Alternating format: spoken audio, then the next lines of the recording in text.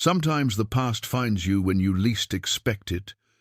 For Jack Stover, it happened in a dusty storage unit he bought for $10. The old mountain man thought he'd find some tools or maybe a saddle to sell. Instead, he found a wooden crate with his family name carved deep into the wood. Inside that crate was a photograph that changed everything, his lost love holding a child he never knew existed. There were letters, too, and his father's engraved pistol, all waiting like ghosts from another life. Jack had spent 30 years running from his past, but now it had caught up with him. Old enemies were stirring, and someone wanted those family secrets buried forever. What was his father hiding that men would kill for decades later? Before we jump back in, tell us where you're tuning in from, and if this story touches you, make sure you're subscribed, because tomorrow I've saved something extra special for you.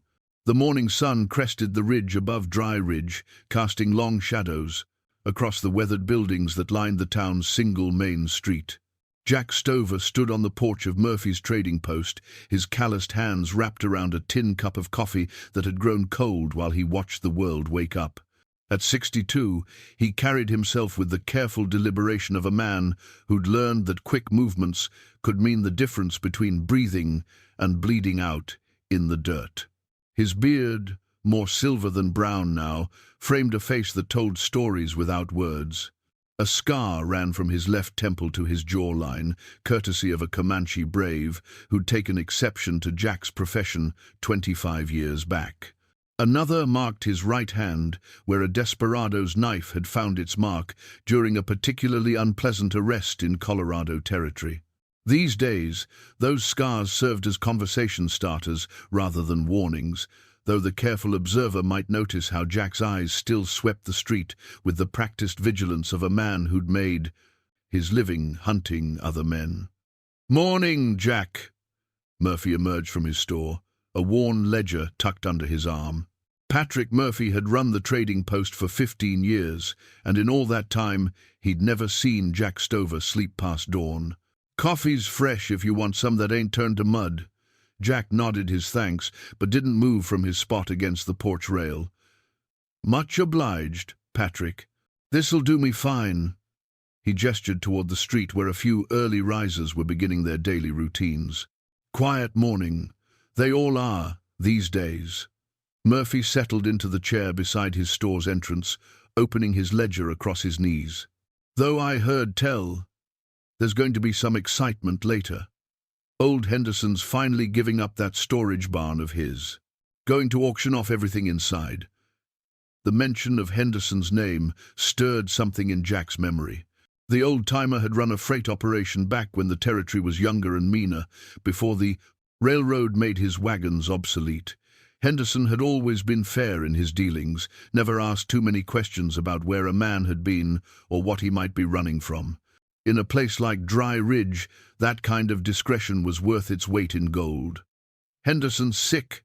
Jack asked, though he suspected he already knew the answer. He'd noticed the old man moving slower lately, favoring his left side like a man with something growing inside him that shouldn't be there. "Doctor says his heart's giving out. Wants to head back east to live with his daughter before winter sets in." Murphy made a notation in his ledger, his pencil scratching against the paper. "Can't say I blame him. This country's hard on old bones." Jack understood that sentiment better than most.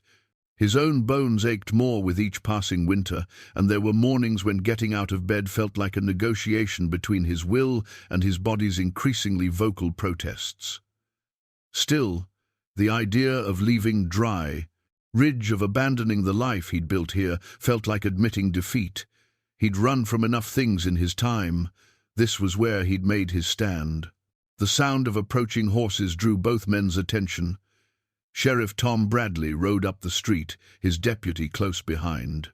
Bradley was a good man, fair-minded and steady, though he lacked the hard edge that real frontier law sometimes required. He'd inherited a mostly peaceful territory and had the luxury of solving problems with words more often than bullets. "Morning, Jack, Patrick." Bradley dismounted with the easy grace of a man who'd spent more hours in the saddle than on foot. Thought you boys might want to know. Had some strangers ride through yesterday evening, asking questions about folks in town. Jack's posture shifted almost imperceptibly, his weight settling onto the balls of his feet. Old habits died hard, and something in Bradley's tone suggested these weren't the usual drifters looking for work or supplies. "What kind of questions?" Murphy asked, though he was looking at Jack when he said it. "About family histories, mostly. Seemed particularly interested in anyone who might have kin from back east, or relatives who'd passed through in the old days." Bradley's gaze found Jack's. One of them specifically asked about the name Stover. The coffee cup in Jack's hand grew still. He'd been Jack Stover for more than 30 years, ever since he'd arrived in the territory with nothing but the clothes on his back and a reputation that preceded him like smoke from a grass fire. Before that, he'd been someone else entirely. Someone whose name carried different weight in different circles. They say what they wanted? Jack's voice carried no particular concern, but Murphy noticed how his friend's knuckles had gone white around the cup handle. Claimed to be looking for heirs to some inheritance back in Missouri. Had papers and everything. Looked official enough. Bradley shifted his weight, his hand unconsciously checking the position of his holster. Thing is, something about them didn't sit right. The papers were too clean, and their horses were too good for men doing that kind of work. Jack nodded slowly, filing away the information while his mind worked through the possibilities. An inheritance could be legitimate. His father had owned property once upon a time, before the war changed everything. But legitimate heirs didn't usually travel in groups, and they certainly didn't ask the kind of careful questions that made a sheriff nervous. "I appreciate the warning, Tom." Jack finished his coffee and set the cup on the porch rail. "If they come back through, I'd be grateful to know about it." "Count on it." Bradley remounted his horse, then paused. "Jack, if there's anything you need to tell me about these men, or why they might be interested in you specifically, now would be a good time." For a moment, Jack considered unburdening himself of the weight he'd carried for 3 decades. The temptation to share the load with someone else, to let another man help shoulder the consequences of choices made in a different life, was stronger than it had been in years. But sharing meant involving others in problems that weren't theirs to solve, and Jack had learned long ago that some debts could only be paid by the man who owed them. "If I thought it would help, Tom, I'd tell you everything. But some stories are better left buried." Bradley studied his face for a long moment, then nodded. "Just remember, Jack, you've got friends here. Don't be too proud to ask for help if you need it." After the sheriff rode away, Jack and Murphy sat in comfortable silence for several minutes. The trading post owner had never been one to pry into another man's business, but 15 years of friendship had taught him to read the signs. Whatever trouble might be coming Jack's way, it had roots that ran deeper than anything growing in Dry Ridge. "Henderson's auction starts at noon," Murphy said finally. "Might be some useful things in those storage units. Tools, leather goods, maybe even some firearms if you're interested in adding to your collection." Jack considered this. He had no particular need for more possessions. His small cabin outside town held everything a man required for simple living. But Henderson had been in the freight business for nearly 40 years, and freight men accumulated interesting cargo over time. Sometimes they held on to things that other folks preferred to keep private, items that told stories their owners would rather forget. "Might be worth a look," Jack agreed. Man like Henderson, he's seen a lot of history pass through his hands. The auction drew a modest crowd by Dry Ridge standards, perhaps 20 souls looking for bargains or entertainment on a slow Tuesday afternoon. Jack recognized most of the faces: local ranchers hoping for tools or tack, housewives eyeing furniture and household goods, and a few speculators from neighboring towns who made their living buying low and selling high. Henderson himself stood beside the auctioneer, his weathered face bearing the grey pallor of a man whose time was measured in months rather than years. He nodded to Jack when their eyes met, a gesture of acknowledgement between two men who'd shared the peculiar fraternity of dangerous occupations. The first few lots went quickly: household items, farming tools and furniture that had seen better days but still held useful life. Jack bid on nothing, content to watch and listen while the auctioneer worked through Henderson's accumulated possessions. It wasn't until they reached the storage units that his interest sharpened. "Now, we come to the locked units," the auctioneer announced, consulting his notes. "These here structures have been sealed for various periods, some as long as 15–20 years. Contents unknown, sold as is, with no guarantees. We'll start with Unit 1. The first unit contained mainly rotting grain sacks and rusted farm implements. The second held furniture wrapped in canvas that had protected it reasonably well from the elements. Jack found himself studying the crowd more than the merchandise, noting faces and measuring the intensity of various bidders' interest. It was during the bidding for Unit 3 that he noticed the stranger. The man stood at the back of the crowd, dressed in clothes that were too fine for a casual auction, but not so formal as to draw immediate attention. His boots were expensive leather, his hat bore no dust from travel, and his hands were clean, not the hands of a man who worked for his living. Most telling of all, he wasn't watching the auctioneer or the merchandise. His attention was focused entirely on Jack. Unit 4 went for $12 to a rancher's wife who hoped it might contain fabric or household goods. Unit 5 brought $15 from a tool collector who'd spotted the handle of what looked like a good axe through a gap in the door. When they reached Unit 6, the stranger at the back of the crowd straightened slightly. "This one's been sealed longest," the auctioneer called out. "Henderson tells me it's been locked up for near 25 years. Previous owner left it for storage fees, never came back to claim it. Let's start the bidding at $5. Several hands went up, but the bidding was half-hearted. 25 years of neglect could turn valuable items into expensive disappointments. Jack found himself raising his hand when the bidding reached $8, though he couldn't have explained exactly why. Something about the unit's long abandonment appealed to him. The idea that someone had left their possessions behind and never returned spoke to experiences he understood. "I've got $8, the auctioneer called. "Do I hear 9? The stranger's hand went up. $9. "Do I hear 10? Jack raised his hand again, his eyes finding the stranger's 90 sit across the crowd. The man's face revealed nothing, but there was an intensity in his gaze that suggested more than casual interest in the proceedings. $10. "Do I hear 11? The stranger bid again. The pattern continued until they reached $15, at which point most of the crowd had lost interest entirely.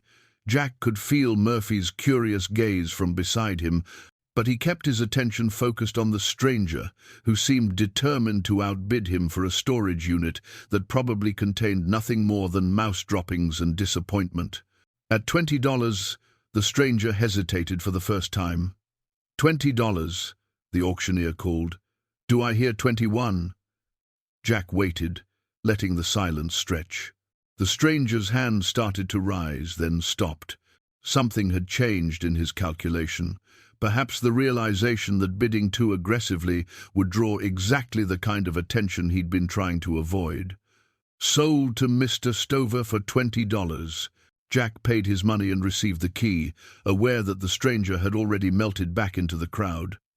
By the time the auction concluded and he made his way to Unit 6, the man was nowhere to be seen. But his horse's tracks in the dust outside town told Jack everything he needed to know about the quality of his mount and the direction he'd taken when he left. The storage unit key turned easily, despite years of disuse. Henderson had maintained his locks well, even on abandoned property. When Jack pulled open the door, afternoon sunlight slanted into a space that hadn't seen light in a quarter-century. Most of the unit contained exactly what he'd expected: deteriorated fabric, rusted metal, and the accumulated debris of a life interrupted. But in the back corner, protected by canvas and positioned as if placed there deliberately, sat a wooden crate that made Jack's heart skip a beat. Carved into the lid, deep and unmistakable, was the name Stover. Standing in that dusty storage unit, with the afternoon light fading around him and the weight of 25 years pressing down like a physical thing, Jack Stover realized that his carefully constructed life in Dry Ridge was about to change forever. The past he'd spent 3 decades burying had just clawed its way back to the surface, and there would be no putting it back in the ground. Jack carried the crate back to his cabin as the sun settled behind the western peaks, painting the sky in shades of amber and rose. The weight of it seemed heavier than the wood and contents could account for, as if the years themselves had settled into the grain and refused to be lifted. His small home sat in a clearing a mile outside Dry Ridge, far enough from town to ensure privacy, but close enough that smoke from his chimney could be seen by those who might worry if it failed to appear on cold mornings. Inside the cabin's single room, Jack set the crate on his rough-hewn table and lit the oil lamp that served as his evening light. The carved name seemed to pulse in the flickering glow. Stover, cut deep by hands, he remembered, though he'd tried for 30 years to forget them. His father had always been precise in his work, whether carving wood or planning jobs that existed in the shadowy spaces between legal and profitable. The crate's lid lifted with a whisper of old hinges. Inside, wrapped in oiled cloth that had protected them better than time had any right to expect, lay the pieces of a life Jack thought he'd left behind forever. On top, face up as if it had been waiting specifically for this moment, was a photograph that stopped his breath in his throat. The woman in the image sat in a photographer's studio chair, her dark hair arranged in the fashion of 25 years past, her eyes holding that mixture of strength and sadness that Jack remembered better than his own reflection. Sarah Whitmore, the only woman who'd ever looked at Jack Stover and seen something worth saving rather than something worth avoiding. But it was what she held in her arms that made Jack's hands tremble as he lifted the photograph closer to the lamp. A baby, perhaps 6 months old, wrapped in a knitted blanket and sleeping peacefully against his mother's chest. The child's face held the soft features of infancy, but even in the sepia tones of the old photograph, Jack could see something familiar in the shape of the nose, the set of the ears. Beneath the photograph lay a bundle of letters, tied with a ribbon that had once been blue but had faded to the color of winter sky. Jack's name was written on the topmost envelope in Sarah's careful script, the ink brown with age but still legible. His fingers moved without conscious direction, untying the ribbon and lifting the first letter. Asterisk, my dearest Jack. Asterisk, asterisk. If you are reading this, then somehow these words have found their way back to you, as I always hoped they would. I pray that enough time has passed for the anger to have cooled and for understanding, to have taken its place. Asterisk, asterisk. I know my leaving hurt you, and I know you believed it was because I had stopped loving you. Nothing could be further from the truth. I left because I loved you too much to watch you destroy yourself, and because I loved our child too much to let him grow up in the shadow of violence that seemed to follow you like your own shadow. Asterisk. Jack set the letter down and walked to his window, staring out at the darkness while his heart hammered against his ribs like a caged bird. A child. Their child. The baby in the photograph wasn't just some infant Sarah had been tending, it was his son, flesh of his flesh, blood of his blood. For 30 years, he'd had a child in the world and never known it. He returned to the table and continued reading. Asterisk. I discovered I was carrying our baby 3 weeks after you left to hunt the Morrison gang. While you were gone, I had time to think about what kind of life we would have together, what kind of father you would be to a child who would grow up knowing that men feared his daddy's name. I thought about the scars you carry, the nightmares that wake you in the dark hours, the way your hand goes to your gun whenever someone approaches too quickly. Asterisk. Asterisk. I realized that loving you and staying with you were not the same thing. Sometimes love means walking away, even when it tears your heart in two. Asterisk, asterisk. Our son was born on March 15th, 1850.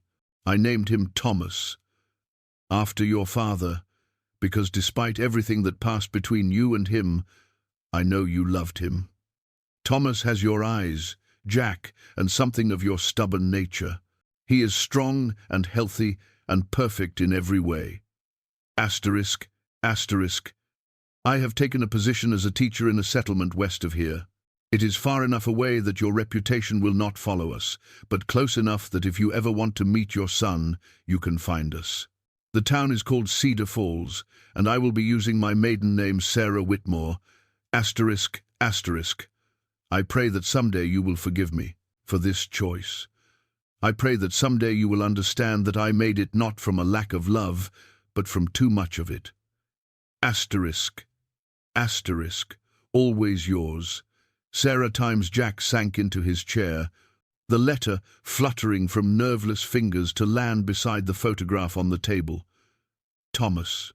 He had a son named Thomas, who would be 30 years old now if he'd lived, who might have children of his own, who might be somewhere in the world carrying on the Stover name without ever knowing the weight that name could carry. With shaking hands, he reached for the second letter. This one was dated 2 years later, the handwriting showing the slight changes that come with time and circumstance. Asterisk. Dearest Jack, asterisk, asterisk. Thomas took his first steps last week, and my heart broke a little knowing that you were not here to see it. He is walking everywhere now, into everything, curious about the world in the way that only children can be. He asks about his papa sometimes, and I tell him that you are a good man who had important work to do. Far away. Asterisk, asterisk. I hope this finds you well and safe. I hope you have found some peace in whatever path you have chosen to walk. There are nights when I wonder if I made the right choice in leaving, but then I watch Thomas sleep, and I know that I gave him something precious, a chance to grow up without fear. Asterisk, asterisk, Cedar Falls has been good to us. The people here are kind, and they do not ask too many questions about a woman's past. I have been able to provide for Thomas through my teaching, and he is thriving in ways that give me hope for his future. Asterisk, asterisk. If you ever decide that you want to be part of that future, you know where to find us. Asterisk, asterisk. With love, Sarah times. There were more letters, 7 in all, spanning 5 years. Each one told the story of a boy growing up without his father, of a woman raising a child alone while carrying love for a man who lived in a world too dangerous for the innocence she was trying to protect. The last letter was different from the others, shorter, and written in a hand that seemed less certain. Asterisk. My dear Jack, asterisk, asterisk. This will be my final letter to you. Thomas is 8 years old now, old enough to ask harder questions about why his father has never come to see him. I can no longer give him answers that satisfy either of us. Asterisk, asterisk. We are leaving Cedar Falls. I have accepted a position at a school in Oregon Territory, far enough away that we can start fresh without the questions that seem to follow us wherever we go. I will not tell you where we are going, because I have finally accepted that you will never come looking for us. Asterisk. Asterisk. I want you to know that I do not regret the time we had together, nor do I regret loving you, but I also do not regret the choice I made to leave. Thomas is growing into a fine young man, strong and honest and kind. He deserves a chance at a life that is not overshadowed by his father's reputation. Asterisk, asterisk. Goodbye, Jack. I hope you find the peace that always seemed to elude you when we were together. Asterisk, asterisk, Sarah times, beneath. The letters lay the final item in the crate, a Colt Dragoon revolver, its barrel engraved with the initials J.S. in flowing script. Jack recognized the gun immediately. It had belonged to his father, passed down through 3 generations of Stover men who had made their living in ways that required such tools. The weapon was clean and well-maintained, wrapped in the same oiled cloth that had preserved the letters and photograph. Jack lifted the revolver, feeling its familiar weight in his hand. His father had taught him to shoot with this gun, back in the days before their relationship had soured beyond repair. It was a reminder of better times, when Jack had believed that his father's approval was worth earning and that the Stover name meant something noble. Now, sitting in his cabin with the evidence of his lost family spread before him, Jack understood that someone had kept these items safe for 30 years, waiting for the right moment to return them to him. But why now? Why? Had the crate appeared in Henderson's storage unit at this particular time, and who was the stranger who had tried so hard to outbid him at the auction? Outside his cabin, night sounds filled the mountain air, the hoot of an owl, the distant howl of a coyote, the whisper of wind through pine branches. These were the sounds of Jack's world now, the quiet rhythms of a life he had built, far from the violence and uncertainty of his past. But as he sat holding his father's gun and staring at the photograph of the son he had never known, Jack realized that the past was not done with him yet. Someone knew about Sarah and Thomas. Someone had kept these items safe for 3 decades and had now arranged for them to find their way back to him.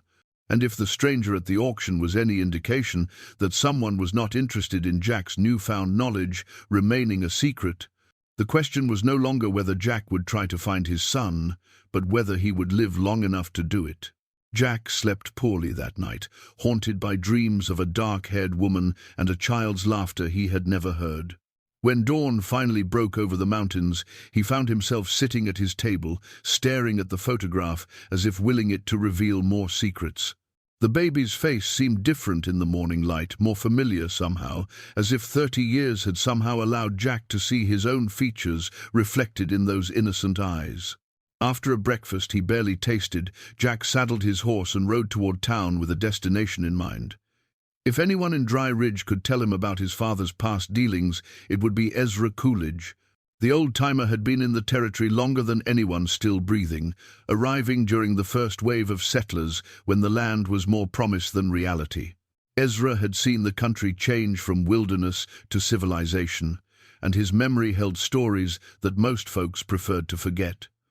Coolidge lived in a small shack on the eastern edge of town, surrounded by the accumulated debris of 8 decades of living. His front porch sagged under the weight of broken furniture he intended to repair someday, rusted tools that might prove useful again, and stacks of newspapers from towns he'd visited in younger days. The old man himself sat in a chair that had seen better years, whittling a piece of pine while his rheumy eyes tracked Jack's approach. "Well, if it ain't young Stover," Ezra called out, though Jack had been anything but young when they'd first met 20 years ago. "Heard you caused quite a stir at Henderson's auction yesterday. Tom Bradley mentioned you had some competition for that storage unit." Jack dismounted and tied his horse to the hitching post that leaned at a precarious angle beside Ezra's gate. The old man missed nothing that happened in Dry Ridge, and his network of gossips and informants would have made a government spy envious. "Word travels fast," Jack observed, settling onto the porch. Steps since Ezra hadn't invited him to take the second chair, assuming it could bear his weight. Always has, in small towns. Question is, what was in that unit that had a stranger so interested in outbidding you? Ezra's knife never paused in its work, but his attention was entirely focused on Jack's face. Jack studied the old man for a moment, weighing how much to reveal. Ezra had never betrayed a confidence in all the years Jack had known him, but some secrets carried weight that could crush even the strongest friendships. "Found some old family items," Jack said finally. "Things that belonged to my father." "Ah," Ezra nodded, as if this explained everything. "Jerome Stover. Haven't heard that name spoken aloud in more years than I care to count. Most folks who knew him are dead now, or moved on to places where the past don't follow so close." The mention of his father's first name hit Jack like a physical blow. He'd spent so many years thinking of the man simply as his father, that hearing someone speak of Jerome Stover as a real person with a real history felt strange and unsettling. "You knew him well?" Jack asked. "Well enough to stay on his good side," which was considerable advice back in those days. Ezra's knife bit deeper into the wood, carving away a long curl of pine. "Your daddy was what you might call a complicated man. Had his principles, but they didn't always align with what the law might consider proper. Jack waited, knowing that Ezra would tell his story in his own time and his own way. The old man had never been rushed in his life, and he wasn't about to start now. This was back in 48, 49, somewhere in that range. Territory was wilder then. Law was what a man made of it, rather than what got written down in books. Your daddy ran with some hard cases, not outlaws exactly, but men who made their living in the spaces between legal and illegal. From inside his shirt, Ezra produced a faded tintype photograph that he handed to Jack. The image showed 5 men standing beside a loaded wagon, their faces bearing the hard expressions of men who'd seen too much trouble and expected to see more. Jack recognized his father immediately, younger, leaner, but with the same penetrating stare that had intimidated Jack throughout his childhood. "That there's your daddy, second from the left," Ezra said unnecessarily. The others were part of his crew. They called themselves freight contractors, but they dealt in cargo that regular freight companies wouldn't touch. Gold shipments, government payrolls, sometimes people who needed to disappear from one place and appear in another. Jack studied the faces of the other men in the photograph. They looked like what they were, dangerous individuals who'd found a way to make violence profitable. His father fit right in, his hand resting casually on the butt of his revolver as if drawing it was as natural as breathing. "What kind of trouble did they get into?" Jack asked, though he suspected he already knew the answer. "The permanent kind, eventually. See, your daddy and his partners got hired to move a shipment of gold from a mining operation up north down to the territorial capital. Legitimate job, or so it seemed at the time. But somewhere between pickup and delivery, that gold disappeared." Ezra paused in his whittling to fix Jack with a meaningful look. "Now, gold don't just vanish on its own. Takes human hands to make that happen." "They stole it," Jack said. "It wasn't a question. Story gets complicated after that. The mining company claimed the gold was worth more than anyone had said initially. The territorial government started asking questions about why their contracted guards had let a fortune slip through their fingers. And the men who'd actually owned that gold, well, they weren't the forgiving type." Jack felt a chill that had nothing to do with the mountain air. What men? Gang called themselves the Crimson Brotherhood. Nasty bunch, led by a fellow named Silas Markham. They specialized in what you might call frontier justice, taking back what they believed was theirs and making sure the thieves never stole from anyone again. The name Markham stirred something in Jack's memory, a whisper of recognition that he couldn't quite place. His father had mentioned that name once, during one of their final conversations before Jack had left home for good. The context had been warning rather than reminiscence. "What happened to my father's crew?" Jack asked. "Picked off one by one over the course of about 2 years. Markham's boys were patient and thorough. They'd track a man for months, learn his habits, find his weaknesses. Then they'd strike when he least expected it." Ezra's knife paused in its work. "Your daddy lasted longest, partly because he was smarter than the others, partly because he had something Markham wanted more than just revenge. The gold, and the map showing where it was hidden. See, when your daddy realized what kind of trouble was coming for him, he stashed that gold somewhere safe and made sure he was the only one who knew the location. Made him valuable alive, which bought him time." Jack stared at the photograph, understanding beginning to dawn like a cold sunrise. But he never gave up the location. Not that anyone knows of. Jerome Stover took that secret to his grave, and Markham spent the rest of his life trying to find it. Some say the old outlaw died, still searching for that lost fortune. "Some say," Jack repeated. "What do you say?" Ezra met his eyes for a long moment before answering. "I say that Silas Markham had sons, and sons don't always forget their daddy's unfinished business. I say that if certain items belonging to Jerome Stover were to surface after all these years, it might draw the attention of folks who've been waiting a long time for just such an opportunity." Jack felt the weight of the revolver in his coat pocket, the solid presence, of his father's legacy made manifest in steel and powder. Somewhere out there, the descendants of his father's enemies were still hunting for the gold that had cost so many lives. And now, thanks to a $10 bid at a storage auction, they knew exactly where to find the last living link to Jerome Stover's secrets. "Ezra," Jack said quietly, "if you were me, what would you do?" The old man resumed his whittling, wood shavings falling like snow around his boots. "I reckon I'd remember that some debts pass from father to son, whether the son wants them or not, and I'd make sure I was ready when the bill came due." Jack left Ezra's place with more questions than answers, and a growing certainty that his quiet life in Dry Ridge was about to become considerably more complicated. The revelation about his father's stolen gold and the Crimson Brotherhood explained the stranger's interest at the auction, but it also meant that Jack was now carrying a target that had been 30 years in the making. Rather than return directly to his cabin, Jack rode east toward Cedar Falls, or what remained of it. Sarah's letters had mentioned the town, and while 30 years was a long time in frontier country, settlements sometimes left traces that a man could follow if he knew how to look. The ride took him through country that grew more familiar with each mile.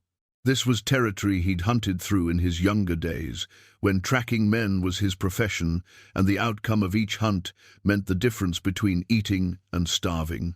The landscape held memories: a ridge where he'd cornered a horse thief, a creek where he'd made camp while pursuing a gang of bank robbers, a stand of aspen trees that had provided cover during a gunfight he'd barely survived. Cedar Falls, when he found it, was little more than a ghost town clinging to the banks of a stream that had given the settlement its name. A few buildings still stood, their weathered boards grey with age and neglect, but most of the town had returned to the earth that had spawned it.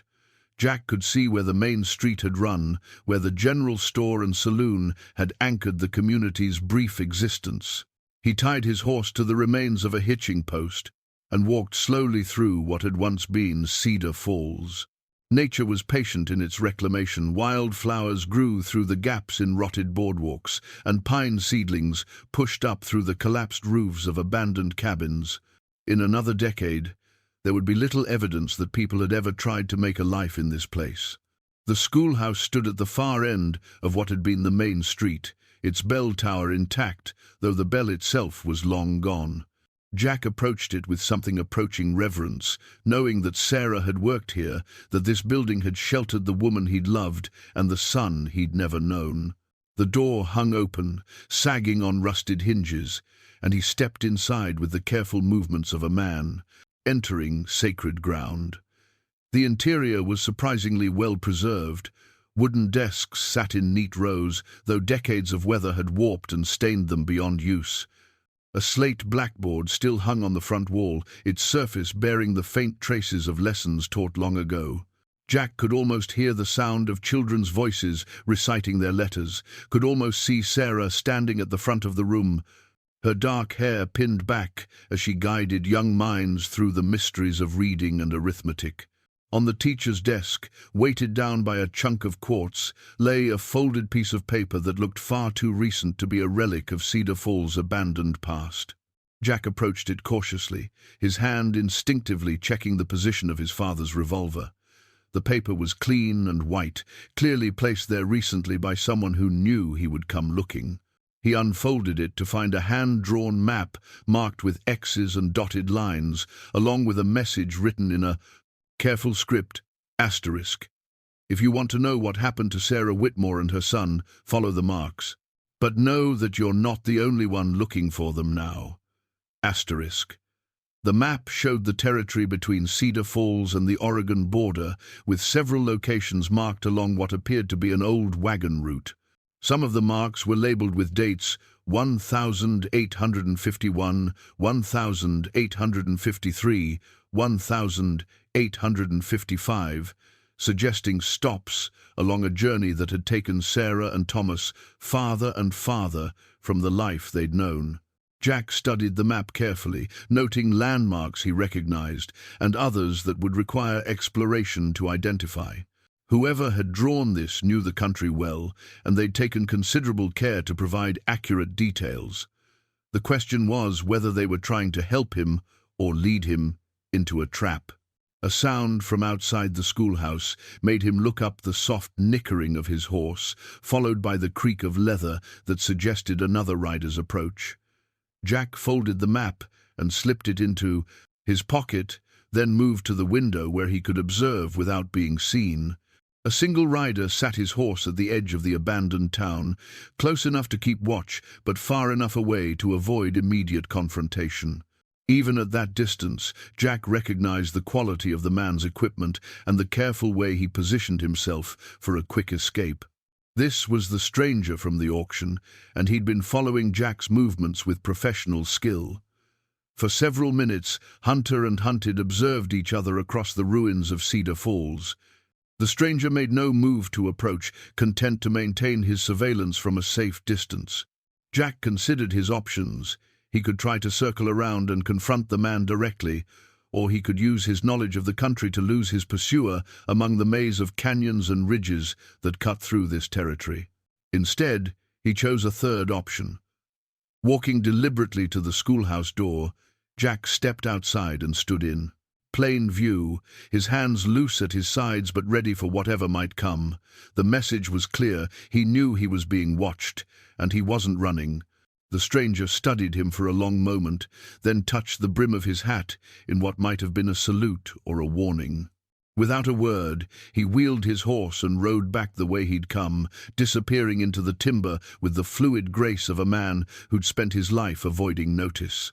Jack waited until the sound of hoofbeats had faded completely before returning to his own horse. The encounter had told him several important things. His pursuer was skilled and patient, but not immediately hostile. The man could have taken a shot from his position among the trees, could have attempted an ambush while Jack was distracted by the map. Instead, he'd chosen to reveal his presence and withdraw when confronted.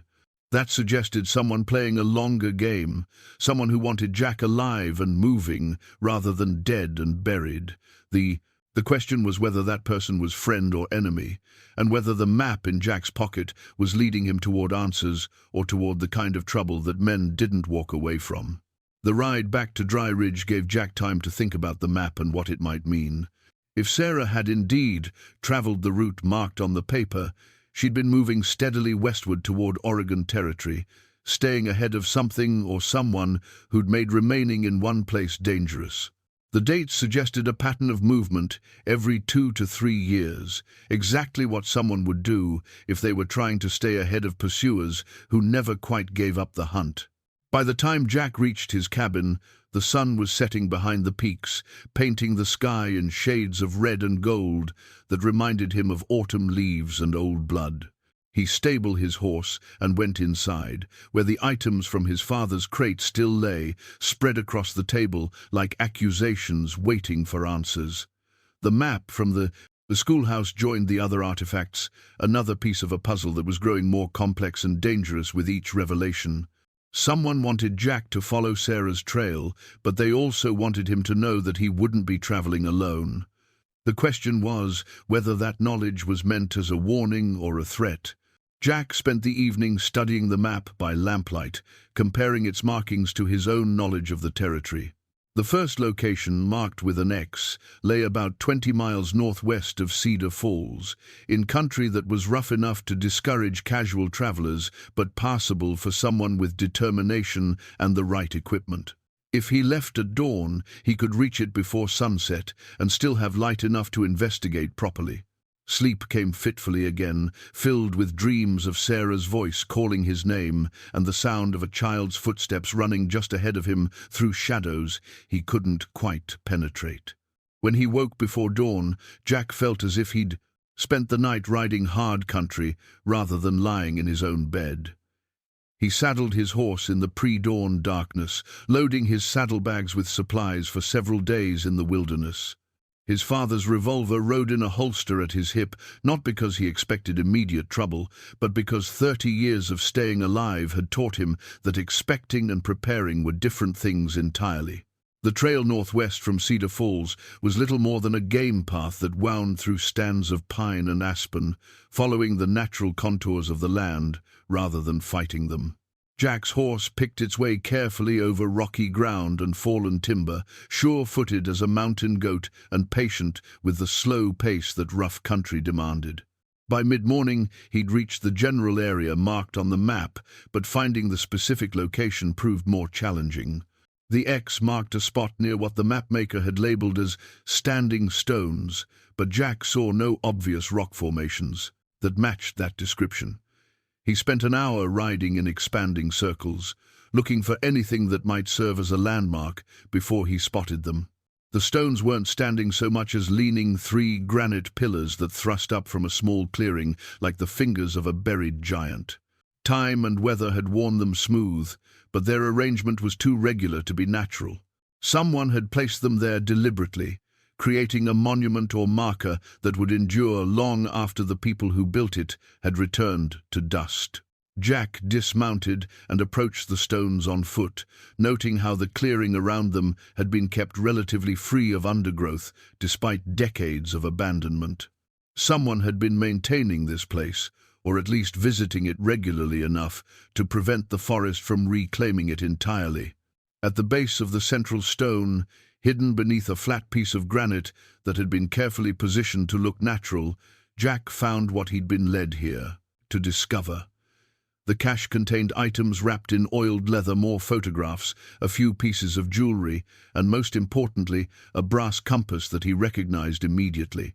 The compass had belonged to his father, a precision instrument that Jerome Stover had carried during his years as a freight contractor. Jack remembered watching his father check their direction during family camping trips, back when they'd still taken such trips together, before their relationship had soured beyond repair. The brass was tarnished now, but the needle still swung true, and engraved on the back were the initials J.S., in the same flowing script that marked his father's revolver. More significantly, someone had scratched additional markings into the compass face, tiny arrows pointing to specific degrees that corresponded to directions not found on any standard map. Jack studied these modifications, recognizing them as the kind of coded directions that men used when they needed to hide valuable information in plain sight. The photographs in the cache showed Sarah and Thomas at different stages of their journey west. In the earliest images, taken perhaps a year after she'd left Jack, the boy looked to be walking confidently and had grown into the sturdy build of a frontier child. Sarah appeared older, more worn by the constant travel and uncertainty, but her eyes still held the strength that had first attracted Jack to her. The later photographs told a different story. By the time Thomas appeared to be 6 or 7, both mother and son looked over their shoulders with the wariness of people who knew they were being hunted. Sarah had lost weight, her face bearing the sharp angles of chronic worry, while the boy had developed the careful posture of a child who'd learned that sudden movements could mean danger. The final photograph in the collection stopped Jack's heart cold. It showed Sarah's grave, a simple wooden cross bearing her name, and the dates 1825 to 1861. She'd been 36 when she died, still young enough to have many years ahead of her, but the frontier had claimed her as it claimed so many who tried to build lives in its harsh embrace. Standing beside the grave in the photograph was Thomas, now clearly a young man of perhaps 21, his face bearing the hard expression of someone who'd buried his mother in hostile country with no one but himself to depend on. The boy had grown tall and lean, with the kind of build that suggested strength earned through necessity rather than leisure. Even in the faded image, Jack could see something of himself in the young man's stance and the set of his shoulders. But it was what Thomas held in his hands that made Jack's breath catch in his throat, a bundle wrapped in cloth, the same kind of bundle that had contained Jack's father's personal effects. The young man was holding his grandfather's legacy, preparing to carry forward the burden of secrets and unfinished business that seemed to pass from one Stover generation to the next. The sound of approaching horses broke Jack's concentration. He quickly rewrapped the photographs and compass, securing them in his saddlebags, before moving to a position where he could observe the clearing without being easily seen. Two riders emerged from the tree line, moving with the confident ease of men who knew exactly where they were going. Jack recognized one of them immediately, the stranger from the auction who'd been following his movements. The second man was older, with the kind of weathered face that spoke of decades spent in hard country doing harder work. Both men were well armed and alert, their eyes scanning the clearing for signs of recent presence. "He's been here," the older man said, his voice carrying clearly in the still air. "Horse tracks are fresh, probably within the last hour." "Took him longer than expected to figure out the compass directions," the stranger replied. "Maybe old Jerome didn't teach his boy as much as we thought." The mention of his father's name in that casual, familiar way sent a chill down Jack's spine.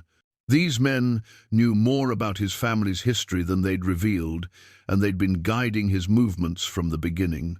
The map, the cache, probably even the storage unit auction itself, all of it had been arranged to lead him down a specific path. "What's the next move?" the younger man asked. "We let him follow the trail. He needs to understand what happened to the woman and the boy before he'll be willing to make a deal." The older man's voice carried the authority of someone accustomed to giving orders and having them followed. "But we need to be ready when he reaches the end of it. Some knowledge changes a man, and not always for the better." They remounted and rode away, leaving Jack alone with his racing thoughts and the compass that pointed toward truths he wasn't sure he wanted to discover. But choice was a luxury he could no longer afford. Somewhere ahead, following the path his father's instrument would reveal, lay the answers to questions that had haunted him for 30 years. Whether those answers would bring him peace or war remained to be seen. The compass directions led Jack deeper into the mountains, following game trails and forgotten prospector routes that wound through country few men had seen since the early days of the territory. His father had known this land well, and the carefully marked bearings suggested a familiarity born of necessity rather than casual exploration. Jerome Stover had hidden something important in these remote peaks, something worth the elaborate trail of clues he'd apparently prepared for his son. By late afternoon, Jack found what he'd been seeking, a cabin so well hidden among the pines that he almost rode past it, despite following the compass readings precisely. The structure was small and weathered but solid, built with the kind of craftsmanship that spoke of a man who'd intended it to last. A stone chimney rose from one end, and the windows were shuttered with heavy wooden planks that had been fitted to keep out both weather and unwanted visitors. Jack approached cautiously, noting that while the cabin showed signs of age, it didn't have the abandoned feel of most wilderness structures. Someone had been maintaining this place, or at least checking on it regularly. The door was secured with a heavy padlock, but Jack's father had taught him more about locks than was strictly legal, and the mechanism yielded to his ministrations after several minutes of careful work. Inside, the cabin was a museum of his father's hidden life. The single room contained a bed, a table, shelves lined with books, and most significantly, a collection of wanted posters that covered one entire wall, like wallpaper made of guilt and regret. Jack studied the posters with growing amazement and horror. They chronicled decades of criminal activity across the Western Territories, bank robberies, stage, hold-ups, cattle rustling, and worse. The names on the posters read like a catalogue of the frontier's most notorious outlaws: the Dalton Gang, Black Bart, the Reno Brothers, and dozens of others whose exploits had become the stuff of dime novel legend. But it was the pattern that emerged from studying the collection that made Jack's blood run cold. These weren't random wanted posters collected by someone with a morbid interest in criminal activity. They were organized by date, by location, by the specific crimes committed, as if someone had been tracking these outlaws' movements and planning accordingly. And in the margin of each poster, written in his father's careful hand, were notes that revealed the terrible truth about Jerome Stover's real occupation. Asterisk, Taken outside Dodge City, the 15th of July, 1847. Bounty collected August 2. Bushwhacked near Silver Creek, the 3rd of October, 1848. Body delivered to Marshal Williams. Shot resisting arrest, the 12th of December, 1849. Reward paid in full. Jack sank into the cabin's single chair, overwhelmed by the implications of what he was discovering. His father hadn't been a simple freight contractor or even an outlaw. He'd been a bounty hunter, one of the most successful and ruthless in the territory's history. The man Jack had grown up fearing and resenting had made his living by tracking down and killing other men, often without bothering with the niceties of formal arrest or trial. The realization explained so much about his childhood, the way his father had always seemed to know when violence was coming, his intimate knowledge of criminal behavior, the respect mixed with fear that other men showed him. Jerome Stover hadn't just been dangerous, he'd been professionally deadly, a man who turned the hunting of humans into a profitable career. But the wanted posters told only part of the story.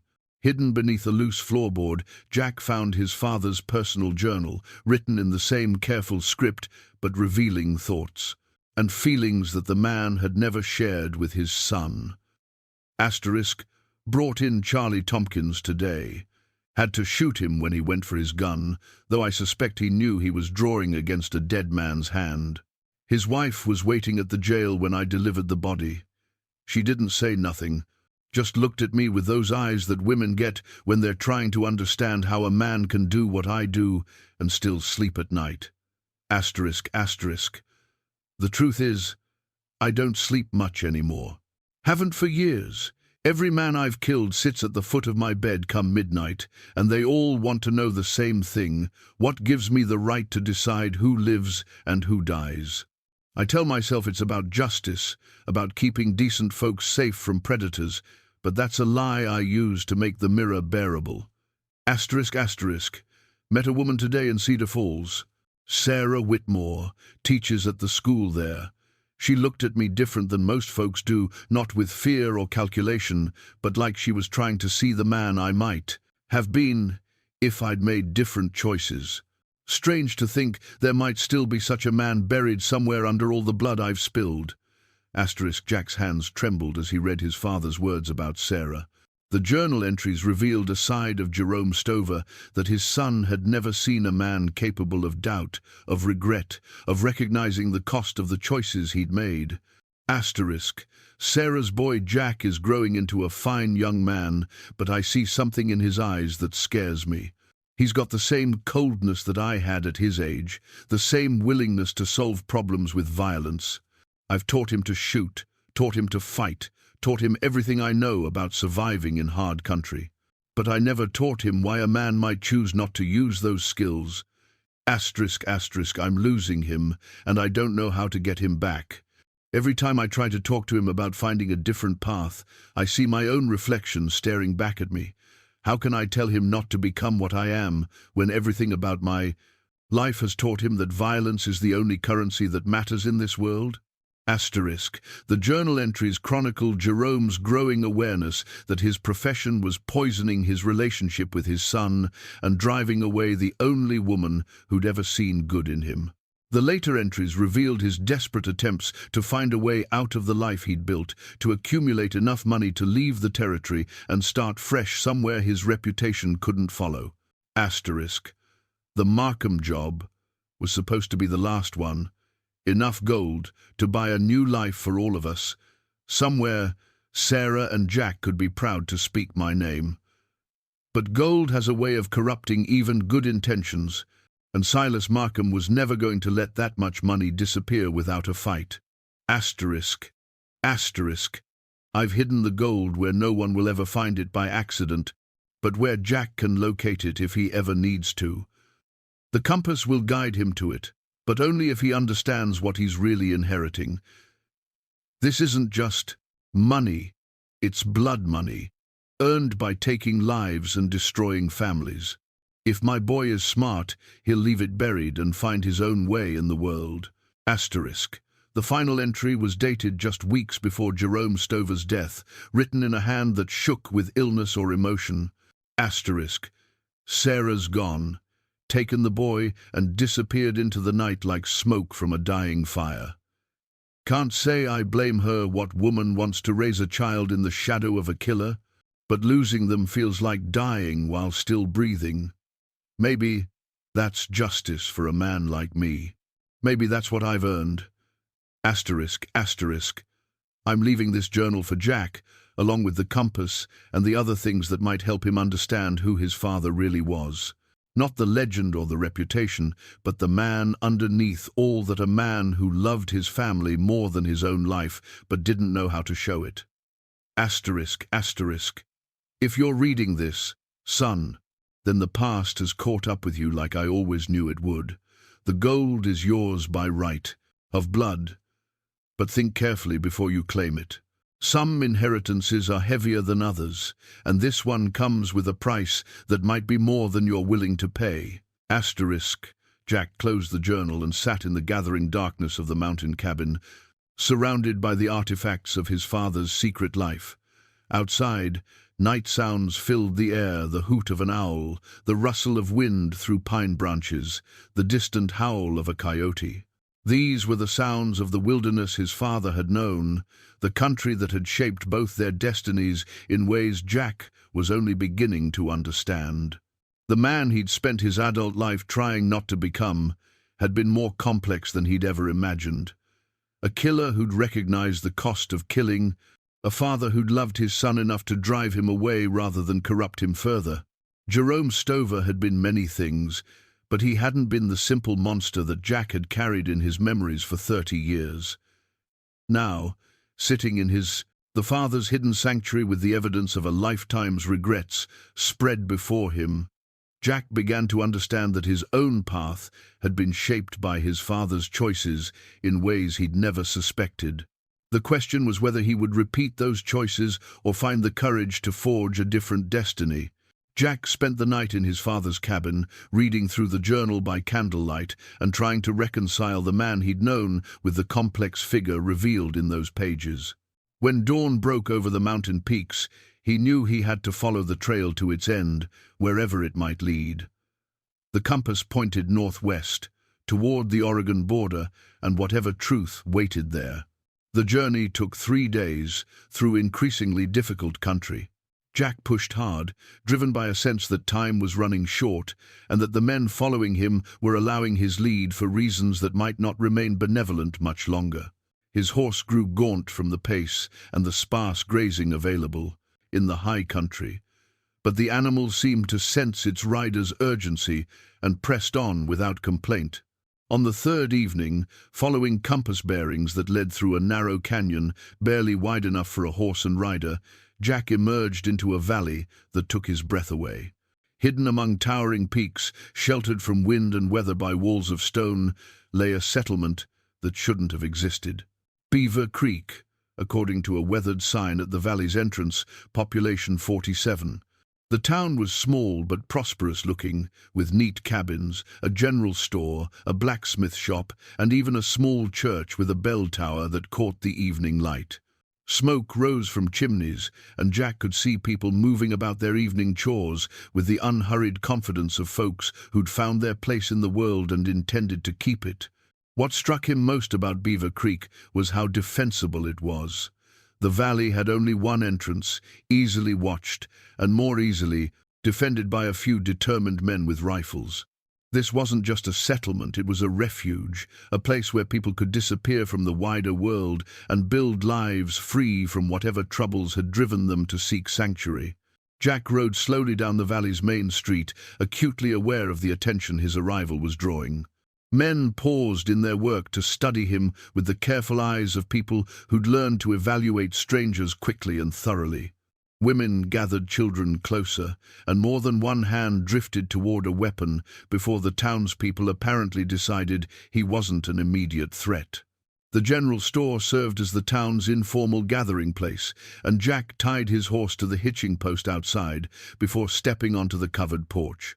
Through the windows, he could see several men in conversation, their voices carrying the low, serious tones of people discussing important business. "Help you with something, mister?" Jack turned to find a woman in her 50s watching him from the store's entrance. She had graying brown hair and intelligent eyes that missed nothing, and something about her posture suggested she was more than just a shopkeeper. She was someone people in Beaver Creek looked to for guidance. "Name's Jack Stover," he said, removing his hat in the polite gesture his mother had taught him decades ago. "I'm looking for information about some folks who might have passed through here years back. A woman named Sarah Whitmore and her son Thomas." The woman's expression didn't change, but Jack caught the slight tightening around her eyes that suggested the names meant something to her. "I'm Martha Henley," she replied. "My husband and I run the store here. Been in Beaver Creek for near 20 years now." She paused, studying Jack's face with the intensity of someone trying to solve a puzzle. "You said Stover. That name familiar somehow." Before Jack could respond, a young man emerged from the store's interior, tall, lean, with dark hair and eyes that were disturbingly familiar. He looked to be in his early 30s, with the kind of build that suggested a life spent working with his hands and the alert posture of someone accustomed to watching his surroundings for trouble. "Ma, everything all right out here?" the young man asked, his gaze fixed on Jack with an intensity that made the hair on Jack's neck stand up. "Daniel, this here's Jack Stover. Says he's looking for information about Sarah Whitmore and her boy." Martha's voice carried a weight that suggested deeper meanings hidden beneath the surface conversation. The young man, Daniel, went very still, his hand dropping unconsciously toward the revolver at his hip. "Sarah Whitmore died 15 years ago," he said slowly. "Buried her up on the hill beside the church." Jack felt the world shift around him, as if the ground beneath his feet had suddenly become less solid. "And her son Thomas?"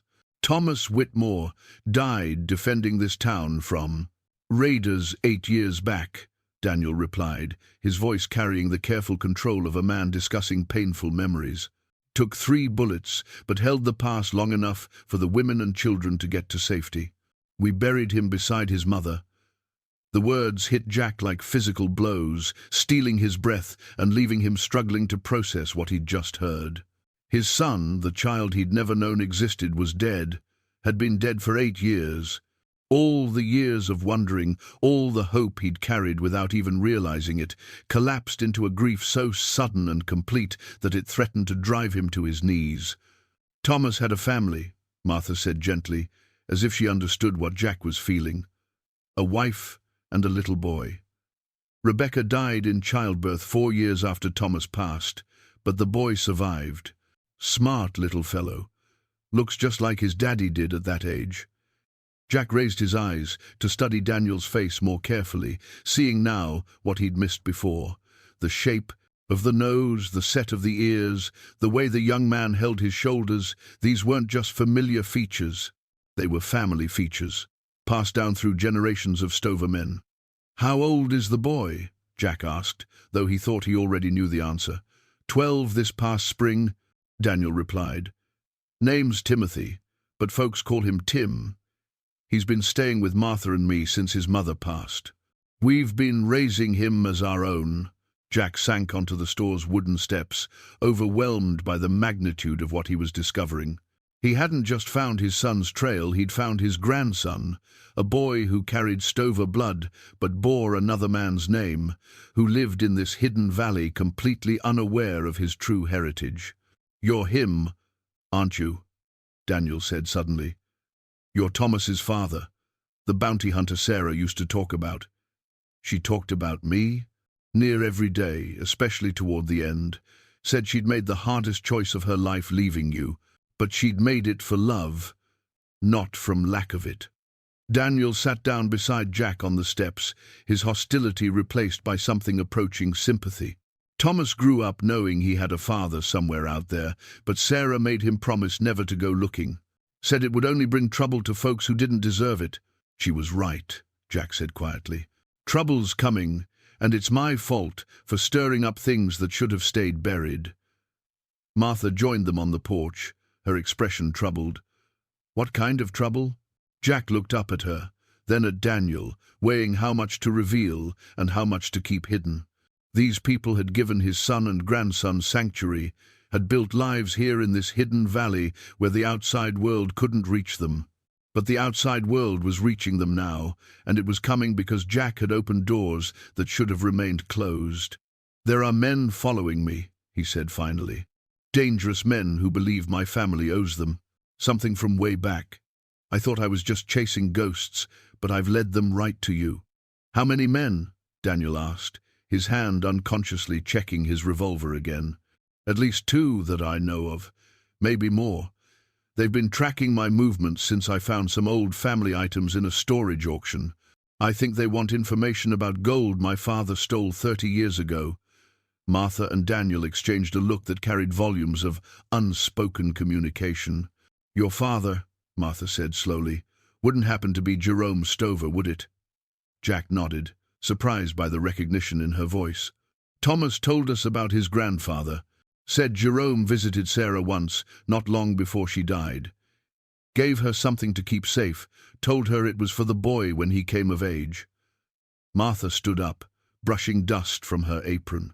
"Daniel, I think it's time we showed Mr. Stover what Thomas left for his son." They led Jack inside the store and through a door that opened onto the Henley family's living quarters. In the back bedroom, Martha lifted a loose floorboard and withdrew a cloth bundle that Jack recognized immediately, the same kind of oiled canvas his father had used to protect important documents. Inside the bundle were papers that made Jack's heart race.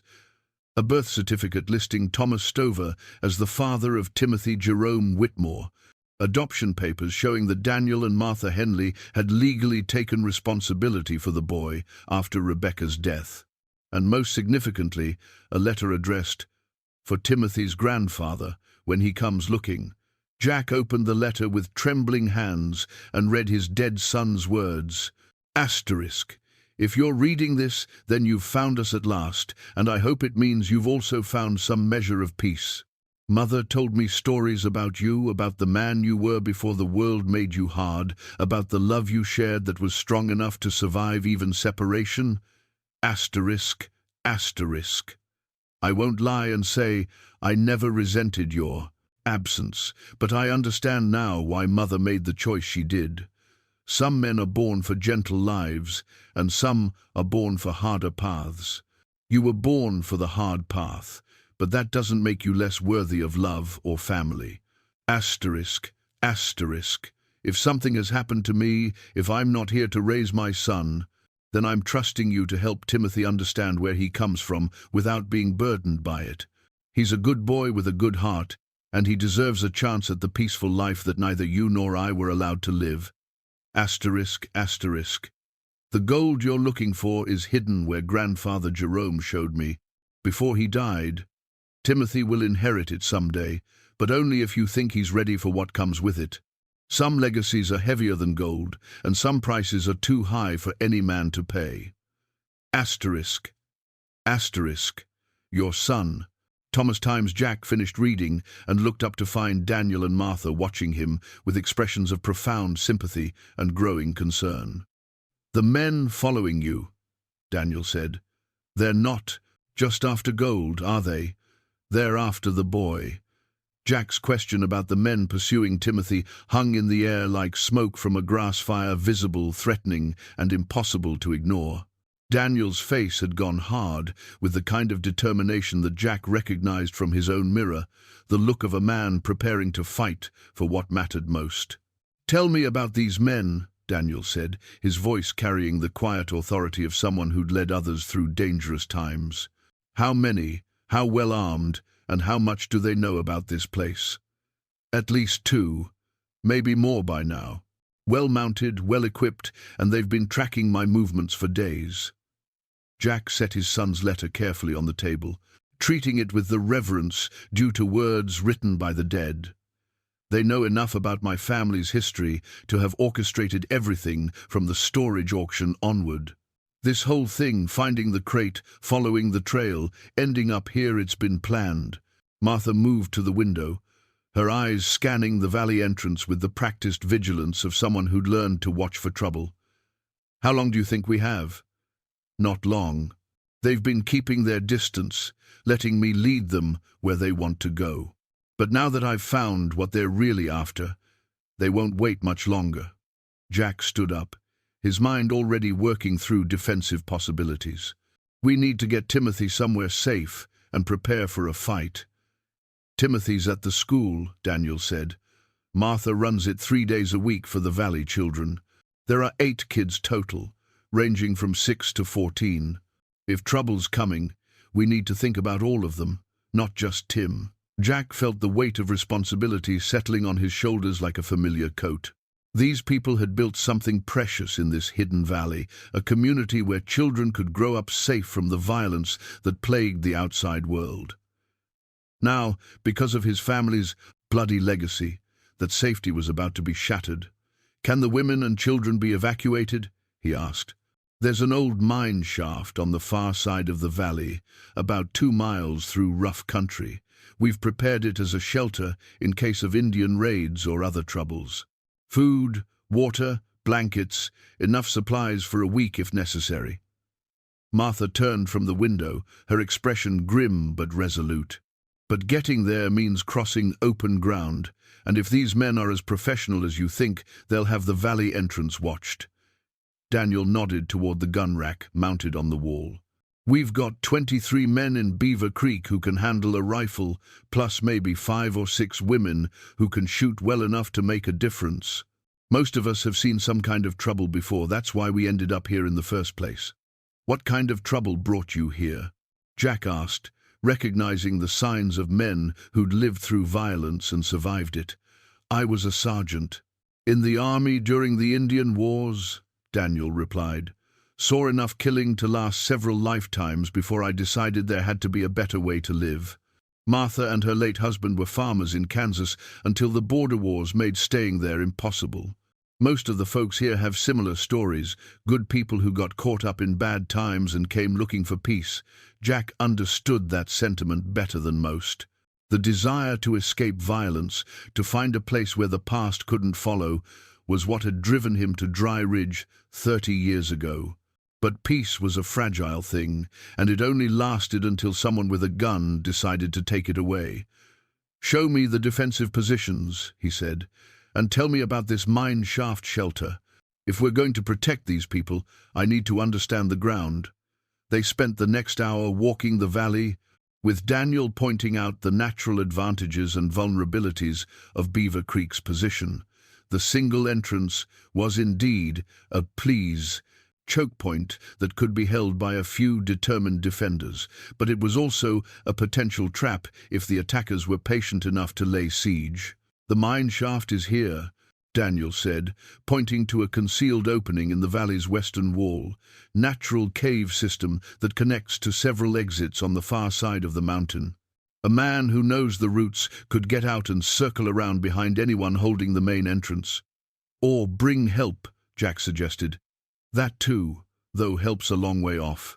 Nearest army post is 3 days hard riding, and the territorial marshal's office is even farther." They were walking back toward town when Martha met them, her face pale with worry. "Daniel, you need to see this." She led them to a small rise that provided a view of the valley entrance, where a lone rider sat his horse in plain sight, making no attempt at concealment.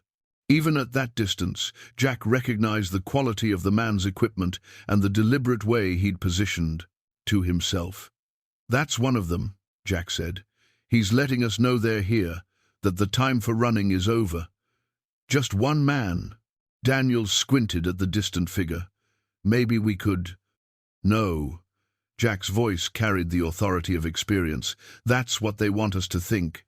The one we can see is there to draw our attention while others move into position. Classic military tactic: fix the enemy's attention while you maneuver for advantage." As if to confirm his words, Martha pointed toward the eastern rim of the valley. "Movement up there. At least 2 more riders, maybe 3. They're not trying to hide anymore," Jack realized. They want us to know we're surrounded, want us to feel trapped, so we'll be more inclined to negotiate." "Negotiate what?" Daniel asked. Jack thought about his father's journal, about the gold that had cost so many lives over the decades, about the cycle of violence that seemed to follow his family like a curse.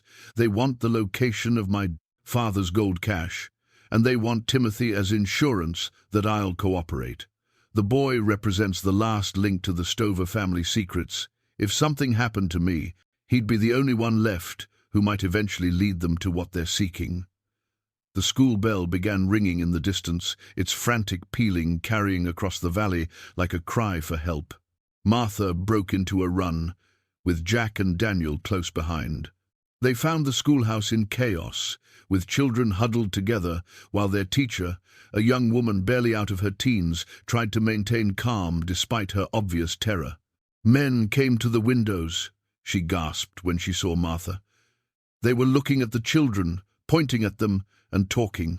One of them had a picture he was comparing to the faces." Jack felt cold, certainty settle in his stomach. They're identifying Timothy. They want to make sure they grab the right child. "Where is he?" Daniel demanded. "Here." A boy stepped forward from among the huddled children, and Jack's heart nearly stopped.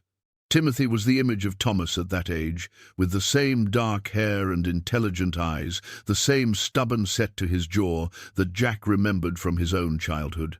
But there was something else in the boy's face, a gentleness that neither Jack nor his father had possessed, a quality that spoke of love and security rather than violence and fear. "Timothy," Martha said gently, "these are dangerous men who want to hurt you because of who your grandfather was.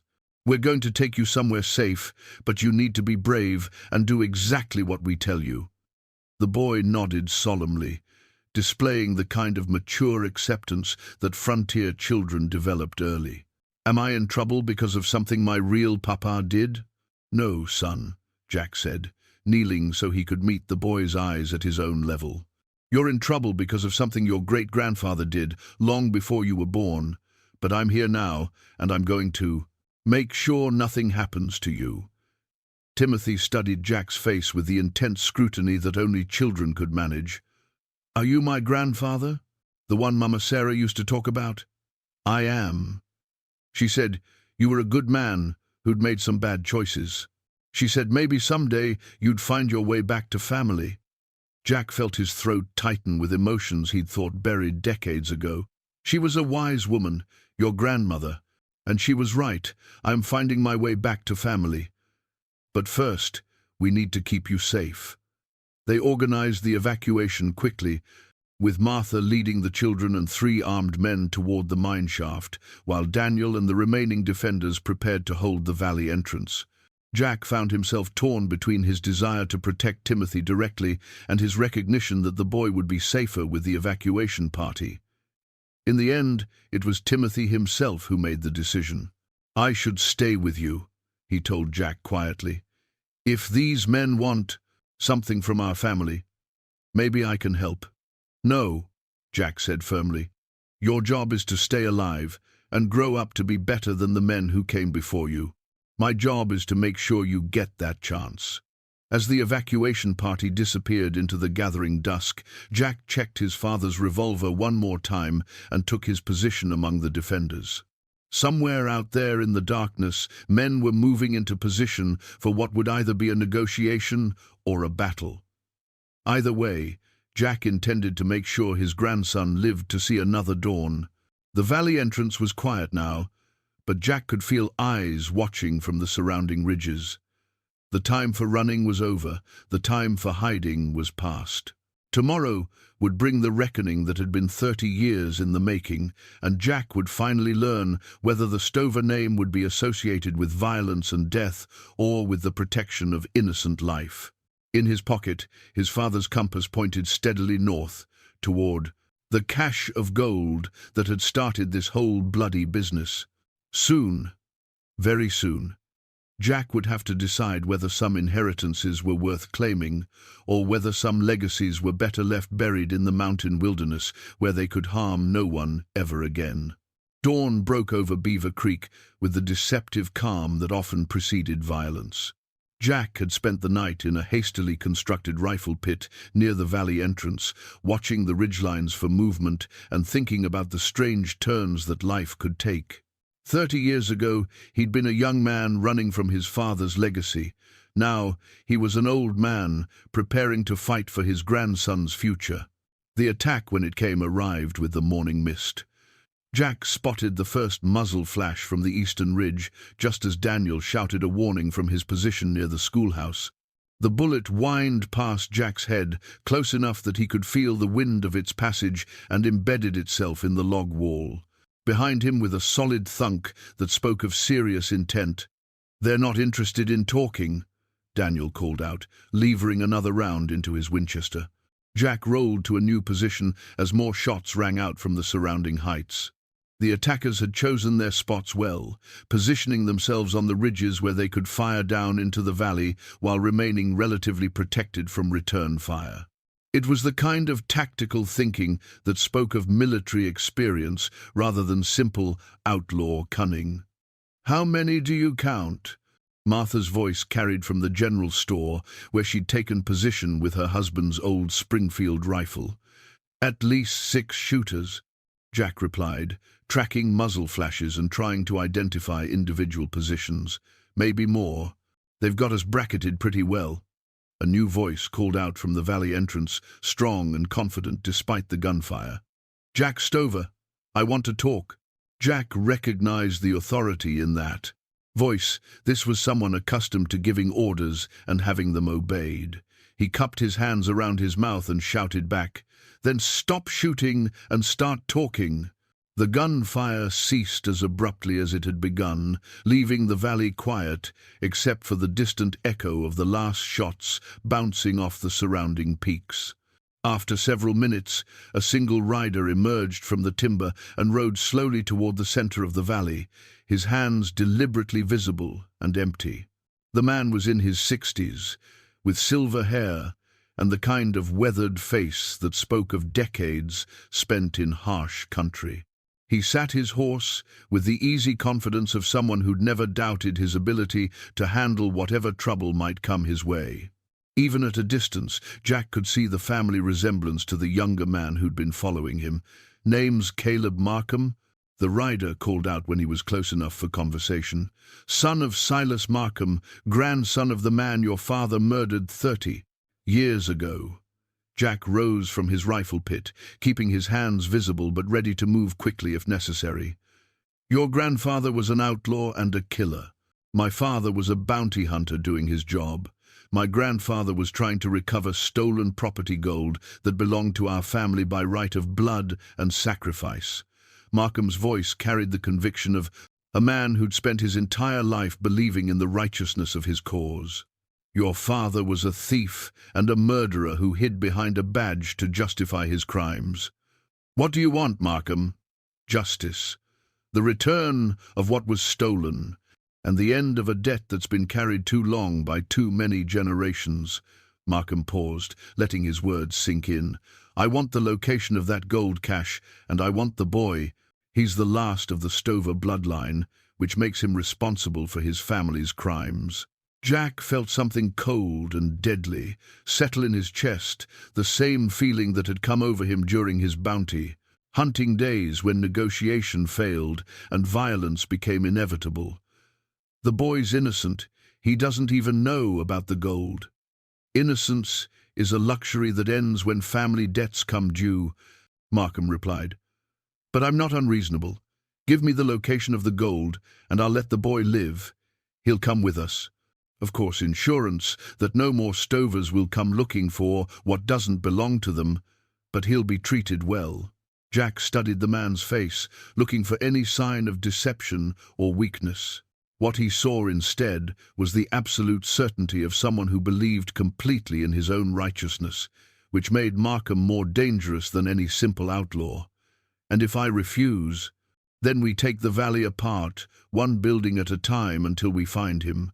These are good people here, Stover. They don't deserve to suffer for your family's sins. But they will, if you force my hand."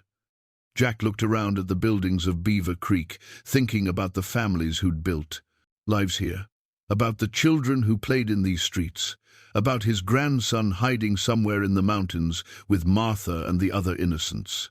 These people had taken in a stranger's child and raised him with love, had given Timothy the kind of childhood that neither Jack nor his father had ever experienced. From his coat, Jack withdrew the weapon that had started this whole bloody business, his father's modified rifle, the one Jerome Stover had hidden away for the final confrontation he'd always known would come. The rifle was a work of art, custom-built for accuracy and reliability, with modifications that made it deadly at distances where ordinary weapons were useless. "I'll give you an answer, Markham," Jack called out, raising the rifle to his shoulder in one smooth motion. The shot took Caleb Markham out of his saddle before he could react, the heavy bullet spinning him sideways and dropping him to the valley floor like a sack of grain. The man's horse shied away from the sudden violence, leaving its rider motionless in the dust. Immediately, the ridgelines erupted with gunfire as Markham's men responded to their leader's death with the fury of avenging angels. Jack rolled back into his rifle pit as bullets whined and sparked around him, but he was smiling grimly as he worked the rifle's action and looked for his next target. The war that had been 30 years in the making had finally begun. The battle for Beaver Creek raged for 3 hours, with the defenders holding their positions against superior numbers through superior knowledge of the terrain and desperate determination to protect what they'd built. Jack moved between defensive positions like a ghost, using skills honed during 20 years of hunting dangerous men to turn hunted into hunter. But the tide turned when young Billy Henley, Martha's nephew, took a bullet through the shoulder while trying to reach the ammunition stored in the blacksmith shop. The boy went down hard, crying out in pain and fear, and Jack realized they were being slowly worn down by an enemy with more ammunition and better positions. "Daniel," he called across the space between their rifle pits. "We need to change the game before they bleed us dry. What do you have in mind?" Jack thought about his father's compass, about the location it pointed to, about the gold that had started this whole bloody business. For 30 years, the cache had remained hidden in the mountains, growing in value while men died trying to find it. Maybe it was time to end the mystery once and for all. From his coat pocket, Jack withdrew a folded paper, the map marked for redemption that his father had hidden in the compass case. The document showed not just the location of the gold, but Jerome Stover's final plan to make amends for the lives he'd taken and the families he'd destroyed. "Markham," Jack shouted during a lull in the gunfire. "Your leader's dead, but you're still here. That tells me this isn't just about revenge. You need that gold for something." A voice answered from the eastern ridge, younger than Caleb Markham's, but carrying similar authority. "This is Marcus Markham, Caleb's son. And you're right, we need that gold to save our land, to pay debts that go back generations. Your family stole our future, and we want it back." Jack felt pieces of the puzzle clicking into place. This wasn't just about old crimes and older grudges. The Markham family was fighting for survival, and they saw the stolen gold as their only salvation. That desperation made them more dangerous than simple revenge seekers, but it also gave Jack something to work with. "What if I told you the gold comes with a price your grandfather never knew about?" Jack called back. "What if Jerome Stover left instructions that might change how you see this whole situation?" "Talk's cheap, old man. Show me something real." Jack made a decision that went against every survival instinct he'd developed in 62 years of dangerous living. Standing up from his rifle pit, he walked into the open center of the valley, his father's map held high where everyone could see it. "This map shows where the gold is buried," he announced, his voice carrying to every corner of the valley. "But it also shows what my father intended to do with it before he died." Slowly, cautiously, armed men began emerging from their positions on both sides. The defenders of Beaver Creek kept their weapons ready but held their fire, while Markham's men descended from the ridges with the careful movements of predators who suspected a trap. Marcus Markham proved to be a younger version of his father, hard-faced, determined, and carrying the weight of generational anger in his eyes. He approached Jack with his rifle at the ready, flanked by 4 men who looked like they'd been born to violence. "Let me see that map," Marcus demanded. Jack handed it over, watching the young man's face as he studied the document. What Marcus found there clearly wasn't what he'd expected.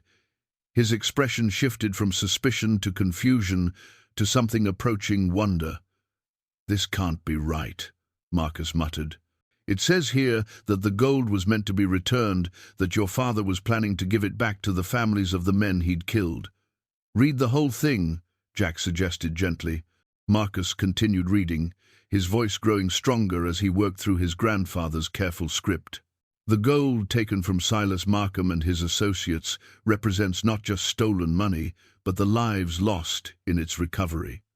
Jerome Stover acknowledges that his actions, while legal under territorial law, resulted in the destruction of families and the creation of generational poverty among the survivors." The young man looked up at Jack, his eyes reflecting a lifetime of assumptions being challenged. He was going to give it back, all of it? With interest, calculated over 30 years, plus compensation for the families left behind when their breadwinners were killed. Jack pointed to specific passages on the map. "My father kept detailed records of every man he brought in, every family affected by his actions. He intended this gold to be distributed among the survivors according to need and circumstance." Marcus Markham stood in silence for a long moment, the map trembling in his hands. Around him, his men shifted nervously, sensing that the foundation of their lifelong mission was crumbling beneath them. "Why didn't he do it?" Marcus asked finally. "Why didn't he follow through?" "Because he died before he could arrange the logistics," Jack replied. "But he left instructions for his son to complete the task. Instructions I'm prepared to honor, if you'll let me." Marcus looked at the map again, then at his men, then at the defenders of Beaver Creek who were watching this exchange with fascination and growing hope. "The fighting ends here," he said quietly. "Today, we finish what our grandfathers started, not with more blood, but with justice and redemption." The gold cash map marked, for redemption, had accomplished what 30 years of violence couldn't. It had broken the cycle of revenge and opened the door to something better than the endless repetition of old wrongs. 3 months later, Jack Stover sat on the porch of his new cabin in Beaver Creek, watching his grandson Timothy practice his letters on a slate board, while the morning sun painted the surrounding peaks in shades of gold and rose. The boy had taken to calling him Grandpa Jack, and the sound of that name spoken in a child's voice had become the sweetest music Jack had ever heard. The gold cache, when they'd finally recovered it from its hiding place high in the mountains, had proven to be even larger than anyone had imagined. Jerome Stover had been systematic in his accumulation of wealth, and 30 years of careful investment had turned the original stolen fortune into something approaching a small treasury.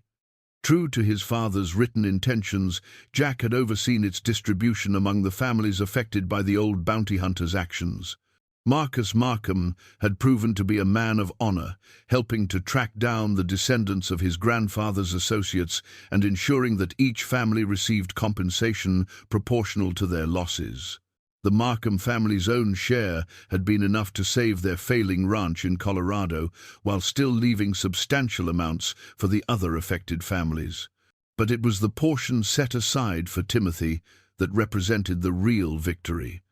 Jerome Stover had specified that his great-grandson should inherit enough to ensure his education and future prospects, but only after reaching an age where he could understand the responsibility that came with blood money transformed into something better. "The way I see it," Jack had explained to Timothy the week before, "your great-grandfather made some hard choices that hurt a lot of people, but he also tried to make things right at the end. Now it's up to you to decide what kind of man you want to be, one who continues the old hurts, or one who builds something better on the foundation of what came before." Timothy had listened with the serious attention that children gave to important matters, then asked the question that had surprised Jack with its insight. "Does that mean I get to choose my own name when I grow up? Like you chose to be Jack Stover instead of whoever you were before?" The boy was sharper than Jack had been at that age, and he was growing up surrounded by love and stability rather than violence and fear. Martha and Daniel Henley had formally adopted him after Rebecca's death, but they'd made it clear that Jack would always be welcome as his grandfather. It was an arrangement that worked for everyone involved. The new family Bible that sat on Jack's table represented more than just a record of births and deaths. It symbolized the continuation of something good in a world that often seemed determined to reward only the hardest choices. Timothy's name was written there in Jack's careful script, along with the names of Thomas and Sarah, Jerome and his long-dead wife, and all the other Stovers who'd contributed their blood and breath to the story that led to this moment. "Grandpa Jack," Timothy said, looking up from his slate, "do you think my papa would be proud of what we did with the gold?" Jack considered the question seriously, as he did all of Timothy's inquiries. The boy deserved honest answers to honest questions, even when those answers were complicated by the messy realities of adult life. "I think your papa would be proud that we chose to heal old wounds instead of making new ones," Jack replied. "And I think he'd be especially proud of the young man you're growing up to be." Timothy smiled and returned to his letters, his pencil scratching against the slate with the industrious concentration of a child determined to master his lessons. Jack watched him work and marveled at how different this boy's childhood was from his own, how Timothy could focus on learning and growing without constantly looking over his shoulder for threats that might never come. The sound of approaching horses drew Jack's attention to the valley entrance, where Sheriff Bradley rode in with his usual, unhurried dignity. Tom had made the journey from Dry Ridge several times since the events at Beaver Creek, partly to check on Jack's welfare, and partly because he genuinely enjoyed the company of people who'd found their way to something approaching peace. "Afternoon, Jack," Bradley called as he dismounted. "Thought you might want to know. Got word from the territorial capital that Marcus Markham has been appointed as a special agent for tracking down other cases of old frontier justice that might need reviewing. Seems your father's redemption plan has caught the attention of some important people." Jack nodded, unsurprised by the news. Marcus had proven to be a man capable of growth and change, qualities that were always in short supply, but never more needed than in positions of authority. "Any word on how the other families are doing with their compensation?" Jack asked. "All accounts I've heard suggest they're using the money wisely. The Johnson widow used hers to buy a proper farm in Kansas. The Miller boys invested theirs in a freight business that's already turning a profit. Seems like your father's plan is working out better than anyone expected." Timothy looked up from his slate, listening to the adult conversation with the keen attention of a child who understood that important matters were being discussed. "Sheriff Bradley, is my family still in trouble for the old things that happened?" Bradley dismounted and walked over to ruffle the boy's hair with gentle affection. "No, son. Your family's debt has been paid in full, with interest. From now on, you get to write your own story instead of living in someone else's shadow." As evening settled over Beaver Creek and the first stars appeared in the darkening sky, Jack reflected on the strange paths that life could take. He'd begun this journey as a lonely mountain man, haunted by regrets and driven by questions he'd been afraid to ask. He was ending it as a grandfather blessed with family and surrounded by people who'd chosen to build something good from the ashes of old mistakes. The past would always be with him, the scars on his hands and face, the memories of choices made in desperate moments, the weight of a name that carried both shame and redemption in equal measure. But for the first time in 30 years, Jack Stover was looking forward instead of backward, planning for tomorrows that might be better than the yesterdays that had shaped him. Timothy's laughter rang out across the valley as Martha called the boy in for supper, and Jack smiled as he watched his grandson. run toward the warm light spilling from the windows of the home that had become their sanctuary. Some legacies were worth carrying forward, and some new beginnings were worth the price of old endings.